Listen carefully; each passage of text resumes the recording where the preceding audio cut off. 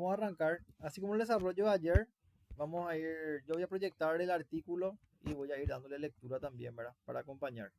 Vamos a ver los aspectos principales de cada artículo y ver si hay un ejemplo que pueda servirnos, ¿verdad? Para entender de qué trata. El artículo 261 habla o el título sexto realmente, su capítulo 1, habla de la evasión de impuestos. ¿Qué castiga el 261? El que proporciona datos falsos a oficinas preceptoras y otras entidades administrativas, ¿verdad? Datos falsos o incompletos sobre hechos relevantes para la determinación del impuesto. Esto en cuanto a seguramente la declaración de movimientos, ¿verdad?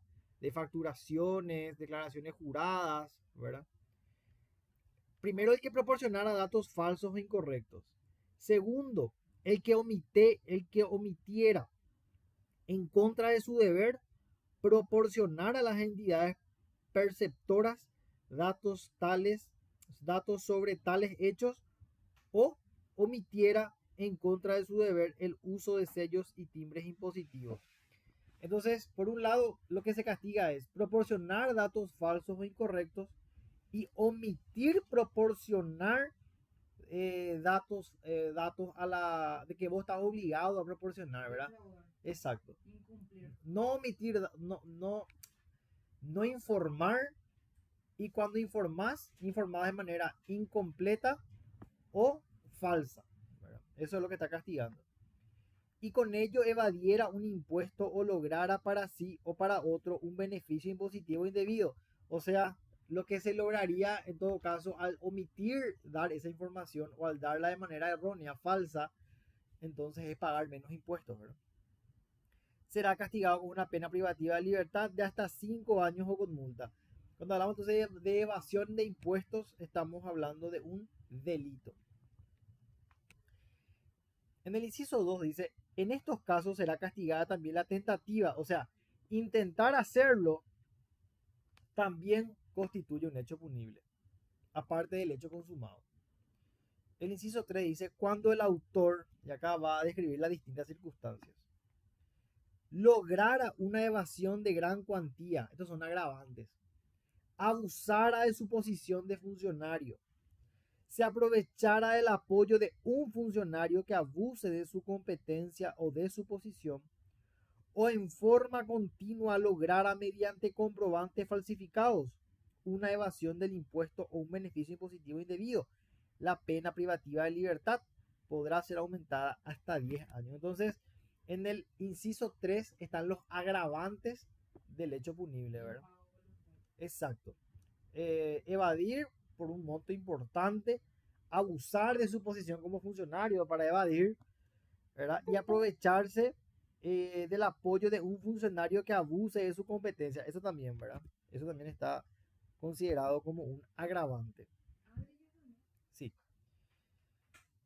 Ahora bien, en el inciso cuarto dice, se entenderá como evasión y explica qué es lo que es la evasión de impuesto todo caso en el cual exista un déficit entre el impuesto debido y el impuesto liquidado parcial o totalmente.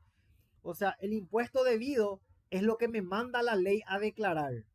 Y el impuesto declarado es el impuesto liquidado es el que de hecho se liquidó. O sea, yo facturé, por decir, 1.000.000, pero yo declaré que facturé 400.000 nomás. ¿Con qué intención? Claro. ¿Con qué intención? Con la intención de pagar menos impuestos, ¿verdad? Esa es la diferencia, o ese es el déficit que habla acá de evasión, ¿verdad? Esto se aplicará aun cuando el impuesto haya sido determinado bajo condición de una revisión o cuando una declaración sobre el impuesto equivalga a una determinación del impuesto bajo condición de revisión. Se entenderá también como beneficio impositivo recibir indebidamente devoluciones de impuestos. Cuando hablamos de devoluciones de impuestos hablamos de crédito fiscal, ¿verdad? Es cuando vos compras facturas. ¿Para qué vos compras facturas? Para tener, vamos a poner por ejemplo yo, ¿verdad? Todo lo que sea para oficina, artículo de limpieza, todos los gastos deducibles. Entonces vos qué haces, abultás esos gastos, ¿para qué? Para tener crédito fiscal. claro, para tener crédito fiscal. Se entenderá como logrado un beneficio impositivo indebido cuando éste haya sido otorgado o no reclamado por el Estado en contra de la ley. Lo impuesto en los incisos 4 al 6 se aplicará aun cuando el impuesto al cual el hecho se refiere hubiese tenido que ser rebajado por otra razón o cuando el beneficio impositivo hubiese podido ser fundamentado en otra razón. O sea, lo que se castiga es la conducta de evadir, la conducta de omitir informar o de informar falsamente, de incumplir con lo que te impone la ley. Eso es lo que se castiga puntualmente hablando, ¿verdad?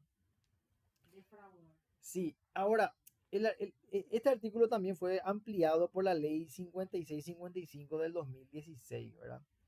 Se agrega, y la profesora habló justamente de un sinsentido un poco acá, la evasión de aportes a la seguridad social. Voy a aplicar la figura para no estar demasiado acá adentro, ¿verdad? Porque a la profesora tampoco le gustó mucho este artículo. Es cuando yo como empleador le tengo, por ejemplo, a Edson, a Jorge, a Lili, ¿verdad? Como empleados. Y naturalmente hay un aporte obrero, o sea, hay un aporte, perdón, a la seguridad social que creo que está en el orden del 16%.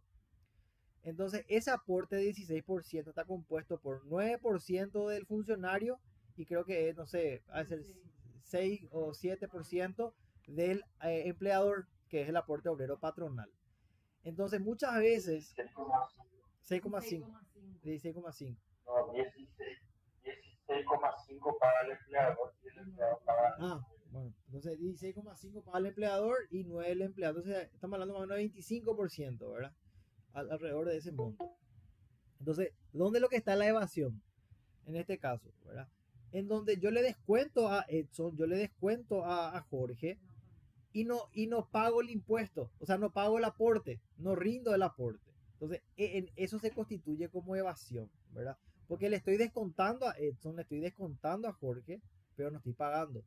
Y como consecuencia, estoy apropiándome prácticamente de un dinero que no me corresponde, porque la ley me manda que yo declare esos pagos, ¿verdad? Bueno, entonces eso más que nada es el espíritu de esta ampliación de la ley, ¿verdad? Para no entrar demasiado ahí, porque considero casi imposible que la profesora quite este artículo, ¿verdad? Sí. Bueno, ahora, pasando al artículo 262, cuando hablamos de adquisición fraudulenta de subvenciones. La profe había dicho que hablando de subvención y hablando de subsidio, sí, exacto, para algo, es una ayuda, ¿verdad? Dice el artículo 262, el que por sí o por otro y en busca de favorecerse o de favorecer a un tercero, proporcionara a la autoridad competente para el otorgamiento de una subvención o a otro ente o persona vinculada a dicho procedimiento datos falsos o incompletos sobre hechos que sean relevantes para el otorgamiento de la misma. Habrán visto que existen colegios que son subvencionados, por ejemplo, ¿verdad?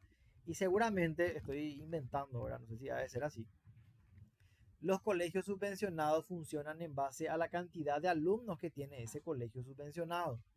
Entonces, si ese colegio, haciendo nomás una hipótesis, ¿verdad?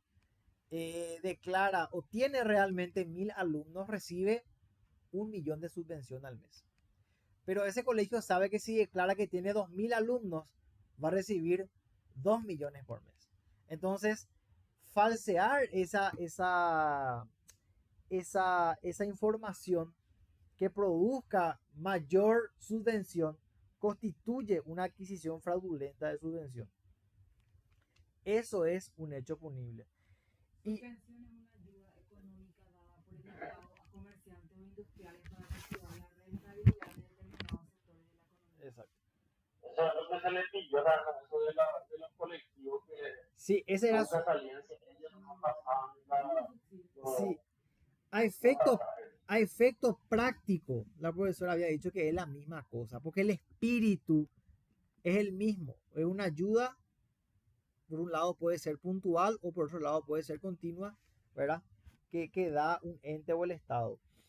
Dice el inciso 2, perdón, el numeral 2 de este inciso primero, omitiera en contra de las reglas sobre subvención proporcionar al otorgante datos sobre hechos relevantes para el otorgamiento de la misma o utilizara en el procedimiento un certificado sobre un derecho a una subvención o sobre un hecho relevante para ella obtenido mediante datos falsos o incompletos. Será castigado con pena privativa de libertad de hasta 5 años o con multa. O sea, hablamos de un delito. Ahora bien, en el inciso 2 dice, cuando el autor, vamos a ver, porque acá seguramente habla un agravante, mediante comprobantes falsificados lograra para sí o para otro una subvención indebida de gran cuantía, abusara de sus competencias o de su posición de funcionario, o se aprovechara del apoyo de un funcionario que abuse de su competencia o de su posición, la pena podrá ser aumentada hasta 10 años. O sea, el inciso 2 es un agravante del hecho punible del 262, al igual que la evasión también, ¿verdad? La misma técnica usaron para ambos. El inciso 3 dice, no será punible, según los incisos anteriores, quien voluntariamente haya impedido que, en base al hecho, fuera otorgada la subvención, cuando ella no hubiera sido otorgada para otras razones. Por otras razones, el autor también quedará eximido de pena si hubiese tratado voluntaria y seriamente de impedirlo. Entonces, en estos casos no hay pena. ¿Por qué? Porque no se concreta el resultado. Por eso es. En este sentido, en el sentido de este artículo se entenderá como subvención, acá da el concepto de subvención, a una prestación proveniente de fondos públicos que se otorga de acuerdo con una ley y por lo menos parcialmente sin contraprestación económica y con la finalidad de fomentar la economía. Esa es la subvención. Y es una ayuda Es una ayuda. dada por el Estado, pero es a comerciantes industriales. Sí. ¿O a quiénes? Y sí, está bien. Así es. Como relevantes para el otorgamiento de una subvención en este sentido del inciso primero se entenderá aquellos hechos en que el otorgante, de acuerdo con una ley u otra norma basada en ella, señalare como tales o de las cuales dependiere la concesión, el otorgamiento, el pedido de devolución, la prórroga del otorgamiento o la permanencia de una subvención o de una ventaja proveniente de ella. Entonces, el espíritu de este artículo es, como el Estado da ayudas para activar la economía, que es lo que entendemos como subvención, lo que castiga es aprovecharse de esta ayuda que da el Estado, declarando falsamente datos que vayan a beneficiar al subvencionado o a un tercero, ¿verdad? Es el ejemplo que daba hace rato, ¿verdad? La escuela. Yo como director declaro que tengo 3.000 alumnos cuando en realidad tengo 1.000, pero yo sé que si declaro que tengo 3.000, voy a recibir más ayuda del Estado. Entonces, esa es la lógica que persigue este artículo, ¿verdad? Claro, dar datos falsos, ¿verdad? ¿Para qué? O incompletos, ¿para qué? Para recibir más ayuda. Ese es el concepto de esta. ¿Verdad? Ahora bien, pasando al 263, vamos ya a hechos punibles contra la autenticidad de monedas y valores. Acá vamos a hablar primero de en el 263 vamos a hablar de la producción de moneda no auténtica. Vamos a hablar de producción. Dice, el que con la intención de ponerla en circulación como auténtica o depositarlo o de posibilitarlo, produjera moneda no auténtica o alterara moneda provocando la apariencia de un valor superior, la adquiriera con dicha intención o pusiera en circulación como auténtica moneda no auténtica que él haya producido, adquirido o alterado bajo los presupuestos señalados en los numerales anteriores, será castigado con pena privativa de libertad de hasta 10 años. O sea, estamos hablando de un crimen. Sí, porque es contra la economía. Pues. Se aplicará también lo dispuesto en los artículos 57 y 94. En los casos menos graves se aplicará la pena privativa de libertad de hasta 5 años o con multa. O sea, es un atenuante. Se entenderá como no auténtica la moneda que no proviene de la autoridad que debiera emitirla. Entonces, en el artículo 263, lo que se está castigando es al que adquiriera con intención de poner en circulación moneda no auténtica o al que produjera moneda no auténtica, o al que alterara la moneda provocando apariencia de un valor superior, ¿verdad? Eso es lo que se castiga. Cuando yo le pongo un cero de más al 10.000 y hago parecer ese billete de 100.000, o cuando yo produzco un billete de 10.000 que no es emitida por la autoridad competente, o cuando yo pongo en circulación, ¿verdad? También dice, o con la intención, mejor dicho, de poner la circulación, ¿verdad? Como auténtica. Eso es lo que se castiga. El hecho completo de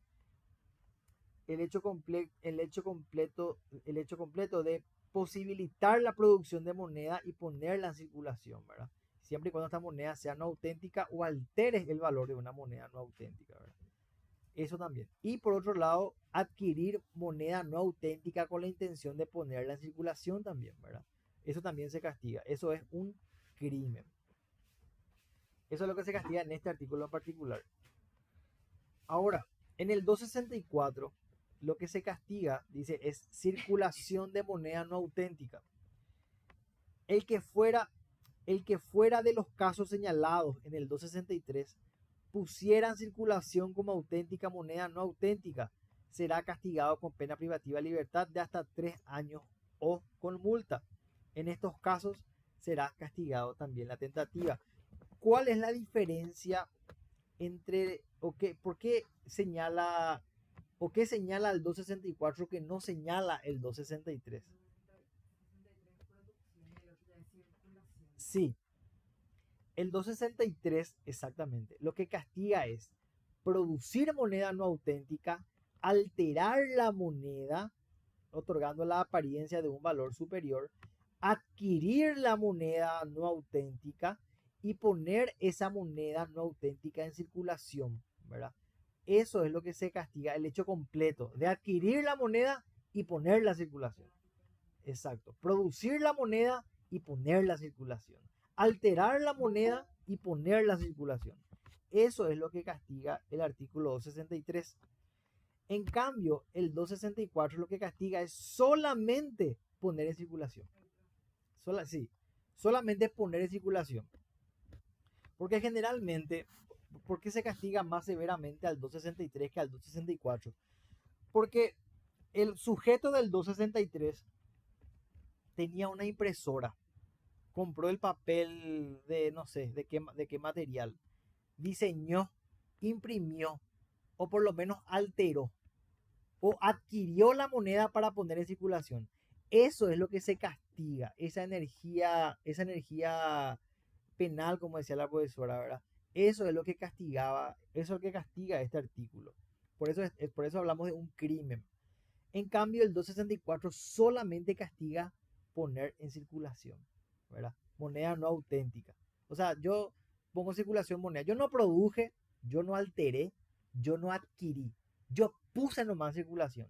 Esa conducta de poner en circulación es la que tiene, o es la que constituye, mejor dicho, un delito, ¿verdad? Solamente poner en circulación. Pero ahora cuando vos adquirís la moneda, cuando vos producís la moneda, o cuando vos alterás la moneda y la ponés en circulación, eso es lo que se castiga como crimen y hasta por 10 años.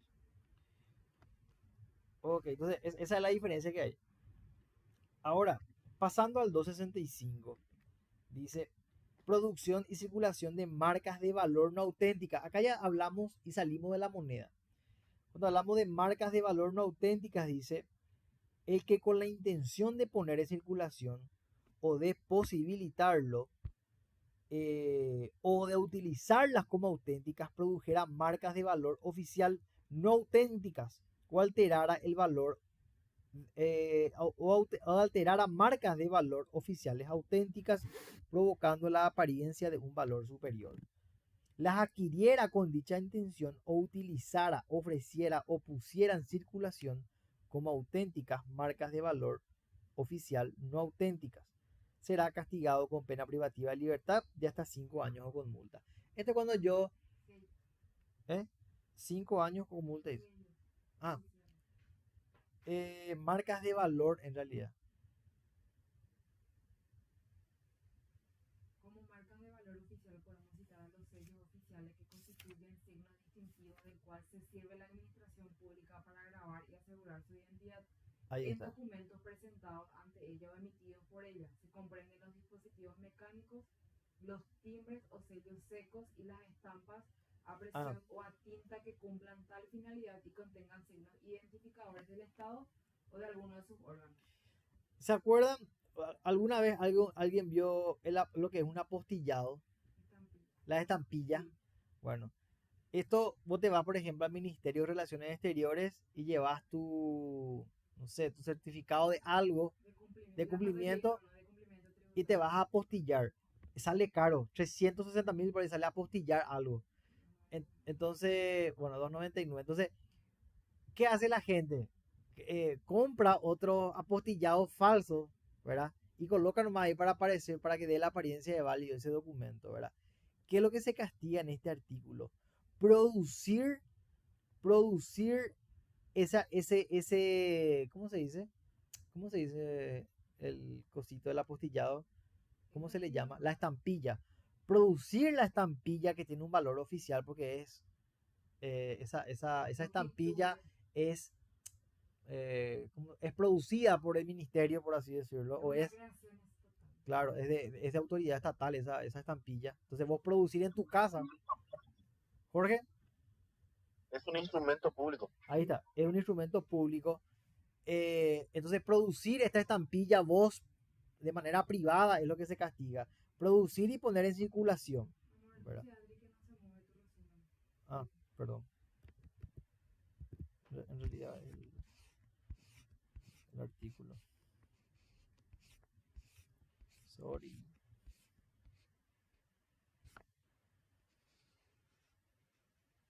Ahí está. Gracias por avisarme. Me olvidé. Entonces, lo que se castiga en este artículo es producir esa estampilla, como ejemplo, y ponerla en circulación, ¿verdad? Esa es una marca de valor oficial. O alterar su valor para hacerla aparecer de más valor, ¿verdad? Eso es lo que se castiga.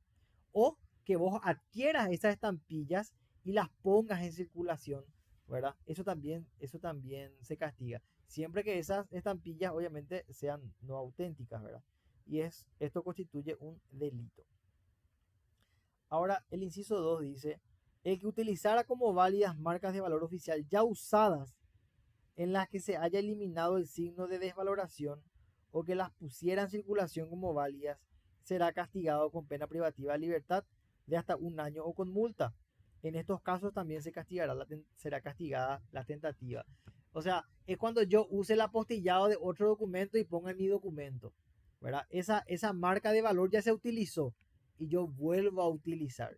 Eso también constituye un hecho punible, ¿verdad? Y también se castiga la tentativa. O sea, no solamente se mira el resultado, sino también se mira principalmente la conducta, ¿verdad?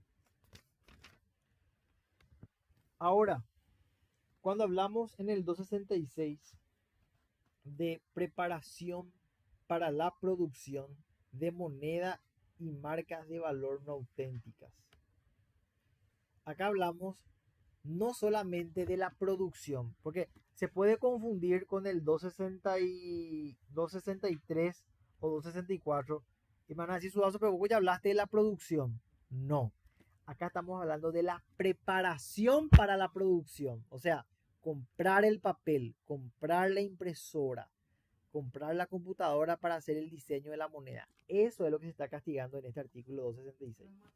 Los materiales, exactamente, los insumos. Dice, el que preparando la producción, todavía no produjo, preparó para producir nomás, no auténtica, de moneda no auténtica o de marcas de valor no auténticas, produjera, obtuviera, almacenara o guardara o cediera a otro planchas, moldes de piezas de imprenta, clichés, negativos, matrices u otros medios que por su naturaleza fueran idóneos para la realización del hecho, o papel de igual calidad o que permita confundirse con el destinado a la confección de moneda o marcas de valor y protegido con las seguridades especiales contra la imitación, será castigado con pena privativa. Será castigado en el caso de la preparación de un hecho señalado en el artículo 246 con pena privativa de libertad de hasta 5 años o con multa. Y en el caso de la preparación de un hecho señalado en el 248, con pena privativa de libertad de hasta 2 años o con multa. Entonces, acá no se castiga producir la moneda. Acá no se castiga producir la estampilla. Lo que se castiga es adquirir o tener la plancha, los moldes, las piezas de imprenta, la hoja, la matriz, todo lo que fuera para la producción de esa moneda o marca de valor no auténtica. O sea, sí, se castiga la preparación de la producción. Todavía ni se produjo y ya se está castigando. Eso es lo que se castiga. En el inciso 2 dice, no será castigado con arreglo al inciso anterior el que renunciara a la realización del hecho preparado y desviara el peligro de que otros lo sigan preparando o realicen el hecho, destruyera o inutilizara los medios señalados en el inciso anterior o pusiera su existencia y ubicación a conocimiento de una autoridad o los entregara a ella. Entonces, vos te arrepentís de cierta manera, destruís la plancha, devolvés, le das a la policía, ponés fuera de circulación, quemás eso, ¿verdad? Eso en estos casos no se te va a castigar, ¿verdad? No va a ser punible. Después dice el inciso 3, cuando dicho peligro fuera desviado o la consumación del hecho fuera impedida por otras razones, bastará que respecto a los presupuestos señalados en el numeral 1 del inciso anterior, el autor haya voluntaria y seriamente tratado de lograr este objetivo. O sea, lo que se trata en este último inciso es de impedir, ¿verdad?, la puesta en o la preparación de la producción de la moneda y de marcas de valor. Eso es lo que se está tratando de cierta manera de premiar, ¿verdad? Cuando hayas intentado seria y voluntariamente de impedir la preparación de la producción. Eso es lo que se está intentando de cierta manera premiar, ¿verdad? Bueno, eso en cuanto al 266. Ahora, cuando vamos al 267, acá ya hablamos de títulos de valor falsos. Vamos a ver qué son títulos de valor. A la moneda, en el sentido de los artículos 263, 264 y 266, serán equiparados los siguientes títulos de valor cuando sean mediante la impresión y el tipo de papel protegidos con seguridades especiales contra la impresión. Vamos a ver qué tipos de títulos de valor tenemos. Títulos de crédito al portador o a la orden que forman parte de una emisión general si el documento se prometiere el pago de una suma determinada de dinero. Títulos de crédito son los bonos, de cierta manera, ¿verdad? Puede ser los bonos también. Acciones, bonos emitidos por entes públicos o sociedades de inversión, cupones de interés, de participación en ganancias y de renovación de los títulos señalados en los numerales 1 y 3, así como los certificados sobre la prestación de tales títulos y cheques viajeros que en el formulario impreso del título indiquen una determinada suma de dinero. Cuando hablamos de título de valor, entonces hablamos de valores equiparables a la moneda también. ¿Por qué? Porque están hechos con un material especial y tienen algunas seguridades que impiden su falsificación, ¿verdad? Cuando hablamos de un bono, cuando hablamos de una acción, por ejemplo, ¿verdad?, que son títulos de valor. Cuando hablamos de títulos de crédito, de cheques viajeros, producir este tipo de documentos que son títulos de valor es lo que se castiga, ¿verdad? Dice modificación antes del 268 ya. Eso es lo que se castiga principalmente, ¿verdad? Se equipara en el mismo sentido del artículo 263 y en el 263 de que hablábamos de la producción de moneda no auténtica. El 264 hablábamos de la puesta a circulación y 266 hablábamos de la preparación de la producción. Entonces, cuando hablamos también de títulos de valor falso, se castiga igualmente la preparación, la puesta en circulación y la preparación para la producción. Las tres cosas se castiga también en cuanto a los títulos de valor falso, ¿verdad? Eh, ok, el castigo aparentemente es el mismo, o sea, el hecho punible tiene el mismo castigo que los artículos mencionados, ¿verdad? 263, 264 y 266, según cual sea el hecho, ¿verdad? O sea, si yo solamente puse en circulación un bono, la pena privativa de libertad va a ser, por ejemplo, de hasta 3 años o con multa. Ahora, si yo produje, va a ser de 10 años. Esa más o menos es la lógica que sigue el artículo 267. Equipara los títulos de valor a la moneda. Porque tienen seguramente los mismos signos de seguridad o también tienen un valor en dinero, ¿verdad? Seguramente por eso. Ok. El 268A dice moneda, marcas de valor y títulos de valor del extranjero. Dice los artículos 263 al 267 se aplicarán también a la moneda, las marcas de valor y los títulos de valor extranjero. O sea, no solamente se castiga producir billetes de guaraníes falsos, sino también se castiga producir dólares, euros, pesos, reales, ¿verdad? Toda moneda extranjera que sea falsa. También se castiga producir o poner en circulación todo título de valor que sea falso. O también se castiga poner o producir, ¿verdad? Todo lo que sea, ¿cómo se llamaba el otro documento? Títulos de valor, ya hablamos. Marcas de valor, o sea, todo lo que sea marcas de valor, títulos de valor y moneda que sea extranjero, o sea, que no sea de origen paraguayo, también se castiga con la misma pena que producir guaraní. O sea, producir dólares falsos tiene el mismo castigo que producir guaraníes falsos. Con el adicional que si producís dólares falsos, obviamente te va a venir Estados Unidos encima, ¿verdad? Pero es la misma lógica la que sigue. O sea, ni moneda nacional ni moneda extranjera. Ni títulos de valor oficial nacional ni títulos de valor oficial extranjero. Ni marcas de valor oficial nacional ni marcas de valor oficial extranjero se puede producir o poner en circulación. Eso es lo que intenta más o menos eh, castigar nuestro código, ¿verdad? Ahora, pasando al capítulo tercero, dice hechos punibles contra la competencia.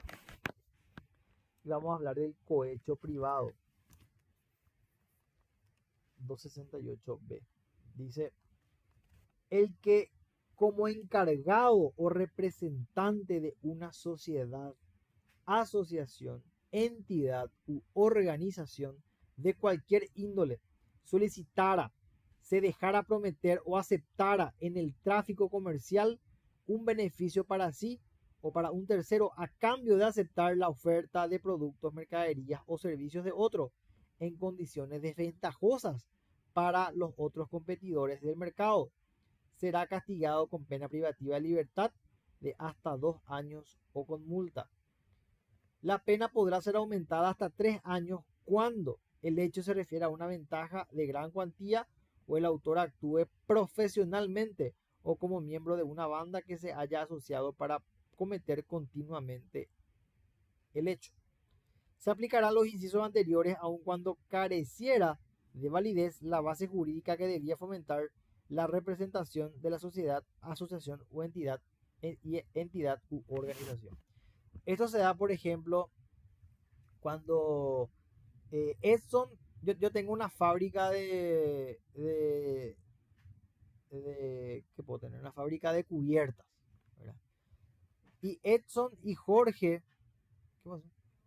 Edson y Jorge me tienen o me quieren proveer caucho para que yo pueda producir esas cubiertas. Entonces yo necesito el caucho y yo llamo, por decir, a una licitación privada. Y Edson me dice, Suazo, yo te voy a vender el caucho a 1000 guaraníes la tonelada. Y Jorge me dice, Suazo, yo te voy a vender a 900 guaraníes la tonelada. Y aparte te voy a dar un 100 guaraníes más como agradecimiento porque me estás prefiriendo a mí. Entonces, esa condición de recibir un beneficio indebido, ¿verdad?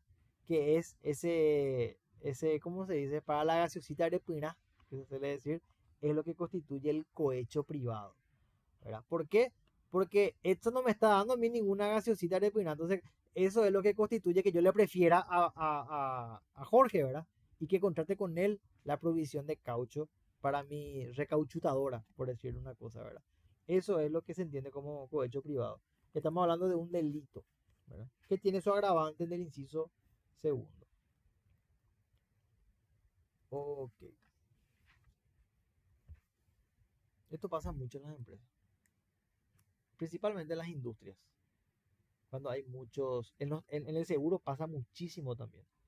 Cuando vos le das preferencia a un taller y le envías nomás los autos para que se reparen ahí, el dueño del taller te pasa tu comisión cuando, ¿verdad? Esto es el pan de cada día. Esto. Bueno, entonces ese es el cohecho. Ahora vamos a ver el soborno, que es diferente. El 268 dice, 268C, es el soborno privado. Vamos a ver la diferencia.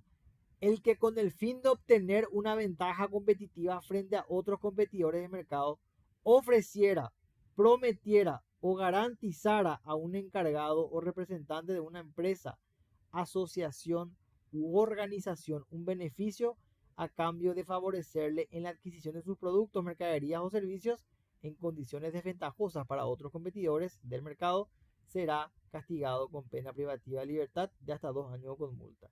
La pena podrá ser aumentada hasta 3 años cuando el hecho se refiere a una ventaja de gran cuantía o el autor actúe profesionalmente o como miembro de una banda que se haya asociado para cometer continuamente el hecho.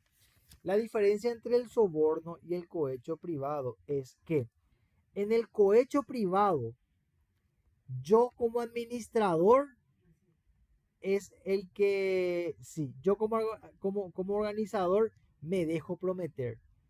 O sea, el cohecho privado desde la perspectiva del que tiene el poder de recibir para favorecerle al que está dando. O sea, yo soy el administrador y acepto la coima que me está dando Edson. Y el soborno sería lo que comete Edson, que él me está prometiendo algo para que yo le favorezca a él. Entonces, la diferencia es esa, el punto de vista del delincuente. Es delincuente el que recibe y es delincuente el que da también. Exacto, el que ofrece es soborno y el que recibe es cohecho. Entonces, el tango pues se baila a dos. Entonces, así funciona, ¿verdad? Si no hubiese gente que prometiera, ¿verdad? Bueno, entonces esa es no sé si se entendió la diferencia entre cohecho y soborno. El cohecho sería, o sea, yo le metería preso por cohecho a todos los jefes de las UOC, por ejemplo, de las unidades operativas de contrataciones de todos los ministerios, por ejemplo. Y yo le metería preso por soborno a todas las empresas constructoras que sobornan para hacer obras que no existen, por ejemplo. Entonces, esa es la diferencia. El dueño de la constructora es el que da el soborno y el jefe de la UOC es el que recibe el soborno y eso constituye cohecho. Entonces, para entender ahí mejor la diferencia. Voy a mover otra vez mi artículo porque se quedó más quieto que no sé qué es. Perdón que no muevo al mismo ritmo de mi desarrollo. Ok. Vamos ahora al 269. Dice atentado, y acá vamos a hablar de hechos punibles contra la existencia del Estado. Vamos a salir del cohecho, del soborno, etc. Atentado contra la existencia del Estado. El que intentara lograr o lograra mediante fuerza o amenaza de fuerza menoscabar la existencia de la República o modificar el orden constitucional será castigado con pena privativa de libertad no menor de 10 años. En los casos menos graves, la pena privativa de libertad será de 1 a 10 años. Yo le metería preso a Horacio Cartes por eso, ¿verdad? Porque es un atentado contra la existencia del Estado querer hacer por la fuerza lo que él hizo, ¿verdad? Cambiar la constitución. Entonces, el artículo 2 y 9 habla sobre eso, atentar contra la existencia del Estado, querer disolver el Congreso, por ejemplo, por la fuerza. Eso es atentar contra la existencia del Estado, perjudicar, ir a meterle preso a jueces y fiscales por presión. Eso es atentar contra la existencia del Estado. El 270, preparación de un atentado contra la existencia del Estado. El que preparara una maquinación concreta de traición a la República será castigado con pena privativa de libertad de hasta 5 años. En estos casos serán castigados con la misma pena del hecho consumado y la tentativa. O sea, preparar un atentado, preparar, ni siquiera habla de consumar. Preparar un atentado ya constituye un delito. ¿Cómo puede ser un atentado? Sí, puede ser una bomba, ¿verdad? Poner una bomba en el Palacio de los López justo cuando está entrando Santipeña, por ejemplo, ¿verdad? Eso puede ser un atentado. O me voy frente al ministerio de tal cosa y pongo una bomba ahí, ¿verdad? Pero preparar el atentado, de acá estamos hablando. No, claro, exacto, exacto, exacto. Ahora, yendo al 271, preparación de una guerra de agresión. Dice, el que preparara, siempre estamos hablando de preparar, ni siquiera estamos hablando de ejecutar, preparar nomás. El que preparara una guerra de agresión en la cual la República sea la agresora, será castigado con pena privativa de libertad de hasta 10 años. Hace poco hubo un tema de un diputado, que no vamos a decir el nombre por las dudas, que dijo que hay que ir a la guerra. Incitó a ir a la guerra contra otro país vecino, ¿verdad? Entonces, ese tipo de preparación de una guerra o de fomentar eso, ¿verdad? Claro, es lo que se castiga con una pena privativa de libertad de hasta 10 años. Esto es un crimen, básicamente, ¿verdad? El 272 habla del desistimiento activo. Y seguramente hace referencia a todos estos artículos, ¿verdad? Del 269 en adelante. Cuando el autor desistiera de llevar a cabo el hecho y evitara o disminuyera sustancialmente el peligro por el conocido de que otros sigan realizando o preparando el hecho, o voluntariamente impidiera su consumación, el tribunal podrá atenuar la pena con arreglo al artículo 67 o prescindir de ella. O sea, si yo preparé o intenté un atentado contra la existencia del Estado, pero activamente disminuí el peligro, evité el peligro y evité que otros sigan produciendo ese peligro, se me puede atenuar la pena o directamente se puede prescindir de ella. Es de eso de lo que hablo. Un ratito. Vamos a aceptarla.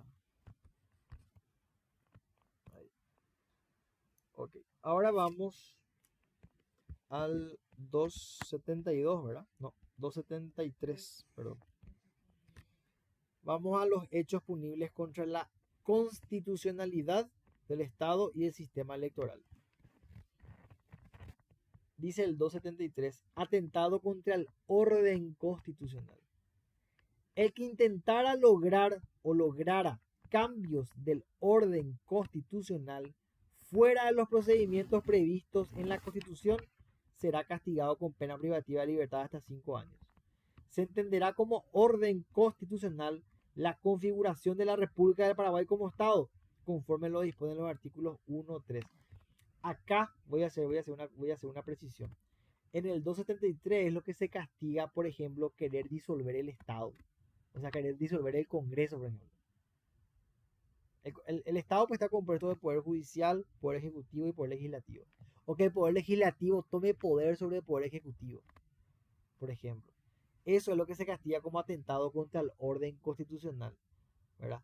O que los militares vayan y tomen el palacio, por ejemplo, ¿verdad? Ese es un atentado contra el orden, porque está sometiendo a un poder del Estado, pues.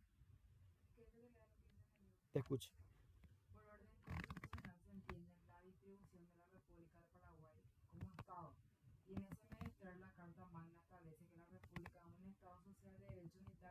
flexible y descentralizado, cuyo gobierno es la democracia representativa, participativa y pluralista. La soberanía reside en el pueblo, que ejerce el poder público por medio del sufragio, y el gobierno es ejercido por los poderes, así como el Sí, legislativo, ejecutivo y judicial. Y es un sistema de independencia, equilibrio, coordinación y recíproco control. De igual manera establece que ninguno de ellos puede atribuirse ni otorgar a otro ni a persona alguna individual o colectiva facultad extraordinaria o a la suma del poder público. claro, o sea, el poder legislativo no puede tomar atribuciones que son del ejecutivo, ni viceversa. Basta solo con que el infractor haya intentado lograr cambio del orden constitucional para que el hecho quede configurado. Claro. Es lo que quisieron hacer. Bueno, estos son temas complejos, ¿verdad? Pero siempre que uno vaya en contra, cada poder pues tiene sus atribuciones y sus límites. Y si en el ejercicio de ese poder vos te extralimitás y avanzás sobre otro poder del Estado, es lo que se tiene como atentado contra el orden constitucional, ¿verdad? Ahora, yendo al 274, hablando de sabotaje, dice: el que actuando en forma individual o como cabecilla o inspirador de un grupo lograra que dentro del territorio nacional quedara en total o parcialmente fuera de funcionamiento o sustraía a su finalidad el correo o una empresa o instalación que sirva al transporte público, una instalación que sirva al suministro público con agua, luz, energía o una empresa de importancia vital para el abastecimiento de la población, una entidad o instalación entera o mayoritariamente al servicio de la seguridad o orden público, o con ello intencionalmente apoyara esfuerzos contra la existencia, la seguridad o el orden constitucional de la República, será castigado con pena privativa de libertad de hasta 5 años o con multa. En estos casos será castigada también la tentativa. ¿Se acuerdan de este muchacho liberal, Patrón, creo que era el apellido, que instigó a ir a reventar todo el Congreso? O ponerle que él dice, bueno, vamos a ir a la Ande, vamos a ir a romper toda la subestática, vamos a dejarle sin luz a Asunción. Bueno, eso es lo que se entiende como sabotaje, ¿verdad? Porque yo me voy con un grupo de personas, les inspiro de cierta manera, ¿verdad? A ir a tomar la Ande, la ESAP, ¿verdad? Para dejarle sin agua a medio mundo. Entonces, eso es lo que se entiende como sabotaje, ¿verdad? Impedir el funcionamiento de una empresa o una instalación que sirva al suministro público, ¿verdad? O el transporte también, ¿verdad? Ok. El 275 dice impedimento de las elecciones. Bastante claro esta parte. El que con violencia o mediante amenaza de violencia impidiera o perturbara una elección o la constatación de su resultado será castigado con pena privativa de libertad de hasta 5 años o con multa. O sea, hablamos de un delito. En los casos particularmente graves, la pena privativa de libertad no será menor de 5 años. ¿Qué quiere decir que no será menor de 5 años? Que incluso puede ir hasta 30. Eso quiere decir, artículo 37, creo que era, o 38, donde estaba, si no se fijaba un máximo de pena, la pena máxima es la que establece el artículo 38, que es de 30 años para los crímenes. En estos casos será castigada también la tentativa. Entonces, impedir elecciones bajo amenaza, duración de la pena. Sí, 38. Entonces, impedir elecciones constituye un delito. Pero cuando hay casos particularmente graves, eso constituye un agravante que puede llevar que la pena sea de hasta 30 años. Ok. Eso es impedir elecciones. Cuando hablamos de falseamiento de las elecciones es diferente. El 276 dice: el que votara sin estar habilitado o de otra manera produjera un resultado falso de una elección o falseara el resultado será castigado con pena privativa de libertad de hasta 5 años con multa. La misma pena se aplicará al que proclamara o hiciera proclamar un resultado falso de una elección. En estos casos será castigada también la tentativa. O sea, falseamiento de las elecciones constituye un delito. ¿Sí? ¿Qué es falseamiento? Me voy a votar sin estar habilitado, por ejemplo. ¿Quiénes están habilitados? Paraguayo de 18 años, ¿verdad? Está habilitado. Y si yo no soy paraguayo, soy, no sé, soy americano y me voy a votar y uso la cédula de Jorge, entonces eso constituye un falseamiento, ¿verdad? Voto sin estar habilitado. Ok, ahora, en el 277 habla del falseamiento, pero de documentos electorales. El documento electoral puede ser la boleta, puede ser el acta, ¿verdad? Dice, el que lograra su inscripción en el padrón electoral mediante declaración falsa, por ejemplo, inscribiera a otro como elector a sabiendas de que no tiene derecho a la inscripción, conociendo la habilitación de otro para elegir, impidiera su inscripción como elector o se hiciera proponer como candidato para una elección, pese a no ser elegible, será castigado con pena privativa de libertad de hasta 1 año o con multa, salvo que el hecho sea sancionado por otro artículo con una pena mayor. Entonces, voy a hacer una precisión. Cuando decía falseamiento de documentos electorales, nos estamos refiriendo a la inscripción en el padrón electoral mediante una declaración falsa. Nos estamos refiriendo a escribirle a una persona como elector sabiendo que no tiene derecho a inscribirse como elector. Estamos hablando de que yo sé que Karen está habilitada para ser electa como diputada, pero yo impido su inscripción, por ejemplo, ¿verdad? Como elector. O me hago proponer como candidato para una elección pese a no ser elegible, por ejemplo. Todo eso constituye falseamiento de documentos electorales. Ahora, 278. Todos son delitos estos electorales. Coerción del elector. ¿Qué era coerción? Imposición.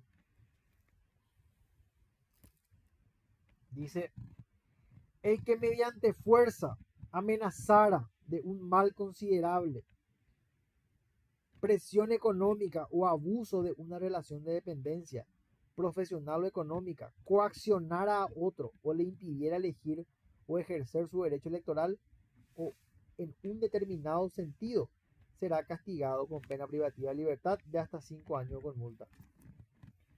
Esto es súper común. Vos trabajás sin querer herir susceptibilidades, ¿verdad?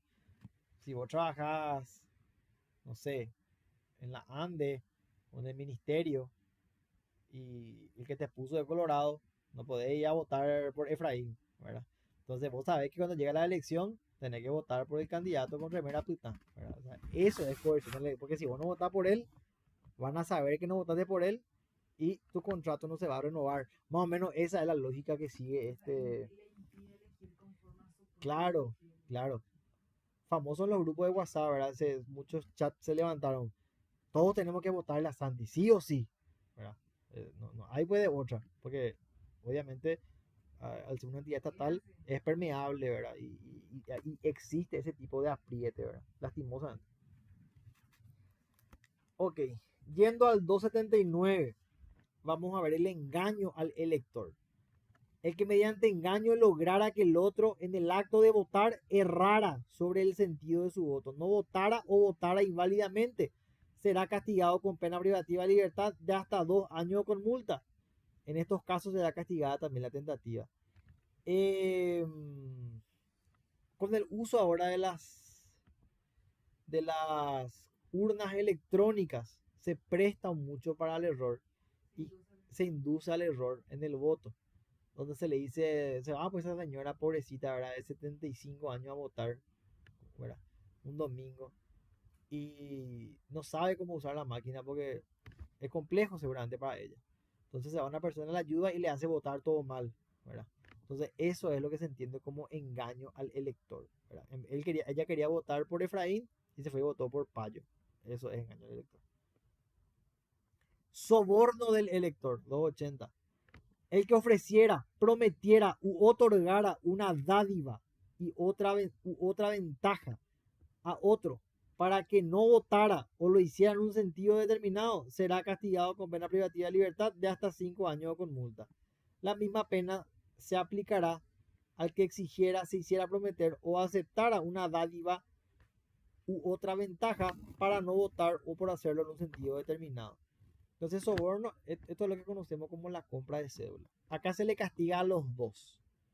Al que dio la plata para que le entregue la cédula o para que vote en un sentido o para que no vote, y al que recibe el 100.000 guaraníes para no votar o para votar por el otro candidato. Las dos cosas se castigan en el 280. Cuando hablamos del ámbito de aplicación de todo esto referente a las elecciones, dice, los artículos 275 al 280 se aplicarán en los casos de elecciones generales, departamentales o municipales, de los plebiscitos y refrendos, así como las elecciones interno-partidarias. O sea, esto no se aplica para elección de delegado de facultad, no se aplica para elección de presidente de centro de estudiantes, ni para elección de comisión vecinal. Esto solamente se aplica para elección departamental, general, municipal, plebiscito o elecciones interno-partidarias. Todo lo que acabamos de leer del Código Penal. O si no, estaríamos todos presos, ¿verdad? Bueno.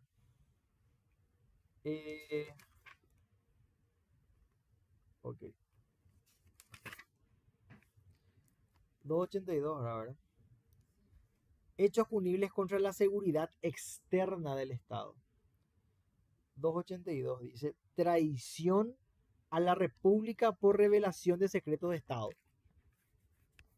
Hay información seguramente que no es pasible de ser publicada, que tiene que ver con la defensa del Estado, ¿verdad?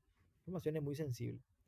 El que comunicara un secreto de Estado a una potencia extranjera o a uno de sus intermediarios o con la intención de perjudicar a la República o de favorecer a una potencia extranjera hiciera accesible a otro o revelara públicamente un secreto de Estado y con ello produjera el peligro de perjudicar gravemente la seguridad del exterior de la República, será castigado con pena privativa de libertad de 1 a 15 años. Entonces estamos hablando acá de un crimen. No sé cómo podría darse esto, ¿verdad? Un secreto de Estado. ¿Qué dice el libro sobre eso? No dice nada.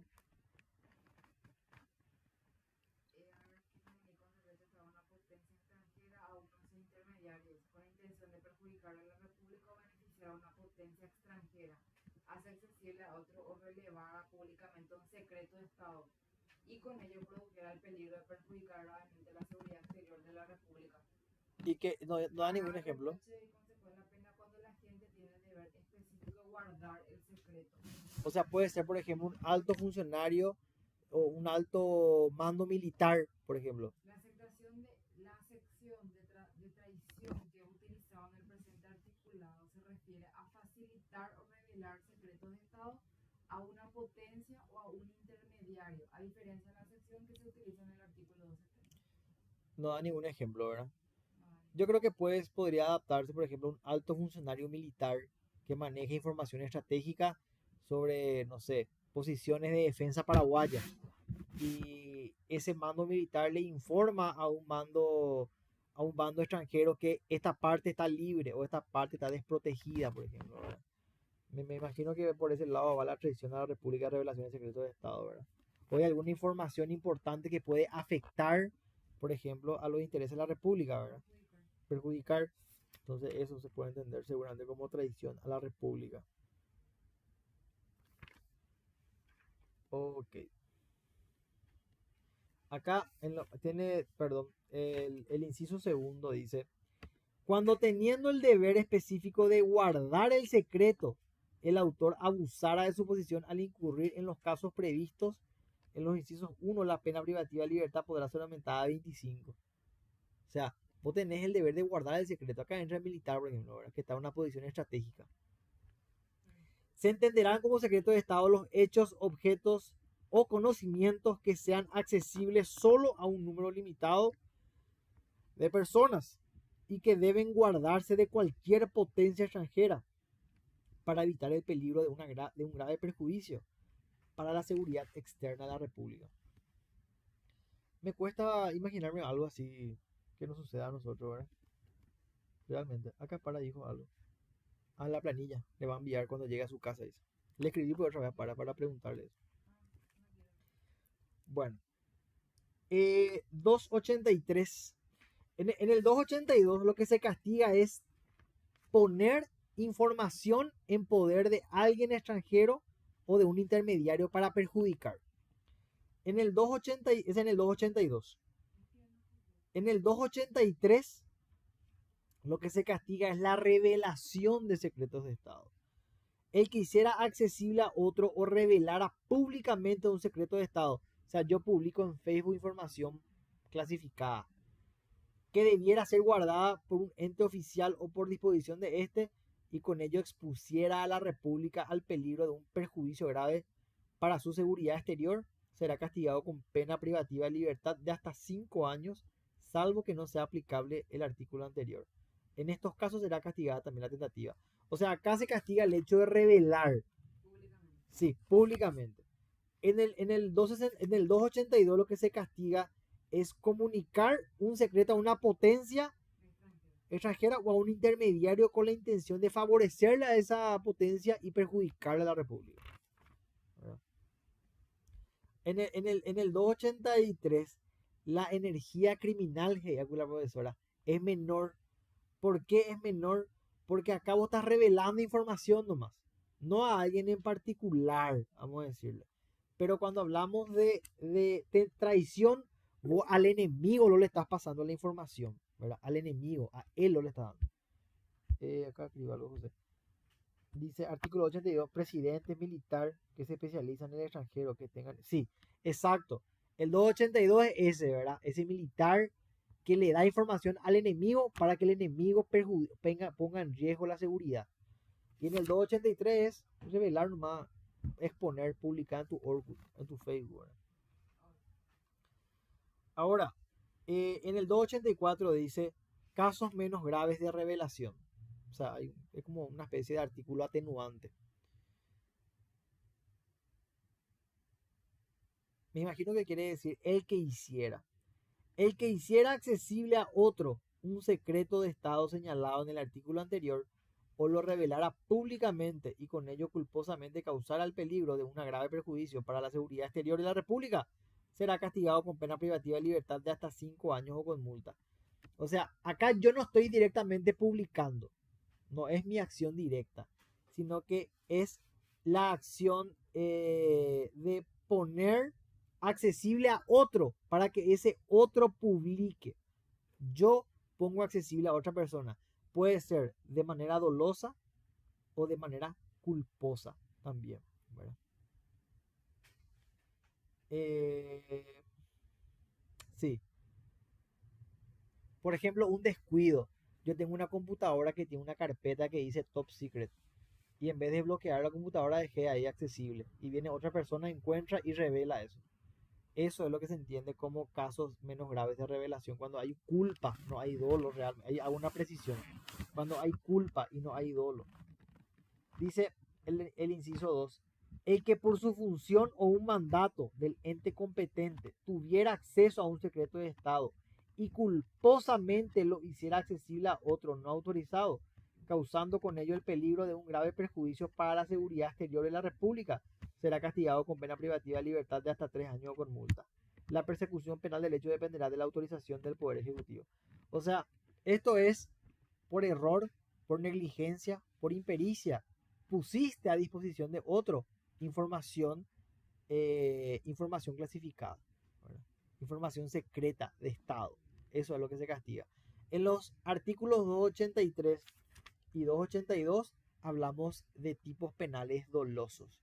Y en el 284 hablamos de un tipo penal culposo. O sea, el mismo escenario, pero en el sentido de poner a disposición de otra información que la pueda revelar, pero hacerlo de manera culposa, ¿verdad? Ahora, 285, y creo que con este podemos ir cerrando porque ya van a ser las 11 de la noche. Dice que mucho tiempo, yo también tengo sueño. Dice, obtención de secretos de Estado. Acá hablamos de obtener. El que con el fin de realizar una traición conforme al artículo 282 obtuviera un secreto de Estado, será castigado con pena privativa de libertad de 1 a 10 años. En el 282, lo que yo castigo no es obtener, sino es yo, como funcionario del Estado, comunicar un secreto de Estado. En el 285, lo que yo castigo, o lo que se castiga, en realidad, es el que obtiene esa información. A los dos se le castiga, al que da y al que recibe la información.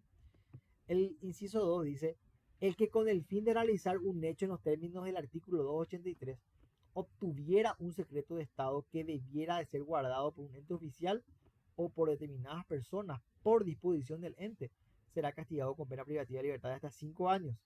Será castigada también la tentativa. O sea, se castiga el hecho de proporcionar, de facilitar la información culposa o dolosamente, y también se castiga el hecho de obtener la información, obtener esa información como tercero para perjudicar al Estado, ¿verdad? Sí, exactamente. Bueno, son las 11. Yo creo que ya es medio tardecillo. Y me enviaron hace un ratito un ejercitario de penal. Me acaban de enviar. Entonces la idea es lo siguiente. Les propongo esto. Mañana terminar esto. Falta el artículo 286 al 299 creo que era, ¿verdad? A lo que iba a entrar en el examen. Y después ya podemos hacer rápidamente el examen que me enviaron hace un ratito. Yo igual voy a enviar más tarde, mañana por la mañana envío ya eso. Voy a controlar que esté todo bien y voy a enviar para que podamos leer. ¿Qué les parece? Gracias, Papu. Sí,